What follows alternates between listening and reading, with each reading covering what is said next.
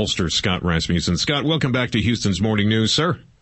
It's great to be back with you. All right, let me start with Herman Cain, then I want to get to Rick Perry. But on the RasmussenReports.com website, Big as Life, it says 51% now say allegations against Cain likely to be serious and true. 51%. What's that mean for Cain in your estimation? Well, first of all, you got to put it in perspective. That's up 12% from a week ago, so the trend is not good. There's a couple of silver linings for Cain in this. Number one, most people are still saying, yeah, they're somewhat likely to be true, but we want to hear more. So he does have a chance to make a case.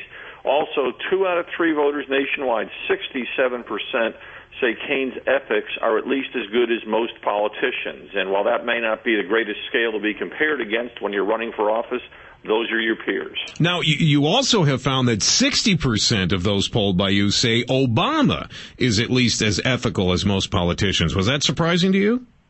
Not really. When you become president, everything becomes a little bit more polarized. We have found that almost all politicians at all times meet this standard. Ted Stevens, after he was indicted in Alaska, about 60% of Alaska voters said that he was at least as ethical as most politicians. Even Governor Sanford in South Carolina reached the 55% mark, and nobody ever goes much above the 70% level. All right. We've got to talk about Rick Perry. If you would be kind enough to hang on. Did you see the debate last night, or at least hear about it? I saw the 53-second moment, yes.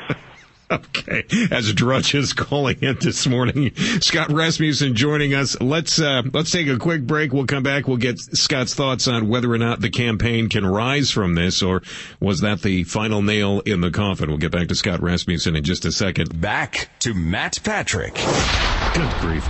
KTRH News Time, 7:22. Well, it was ugly. It's 3 agencies of government when I get there that are gone.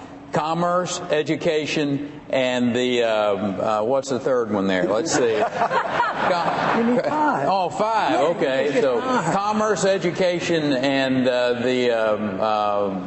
Yeah. It went on for 53 seconds. It was painful to watch. Scott Rasmussen joining us. Scott, when you turn to Ron Paul, and Ron Paul is helping Rick Perry try to remember some of the departments that he's trying to get rid of. Ron Paul suggesting 5, not 3. You need 5. It was uncomfortable to watch, but I ask you this because you would know, as you look at these kinds of things, is this a fatal blow, or can he recover from something like this?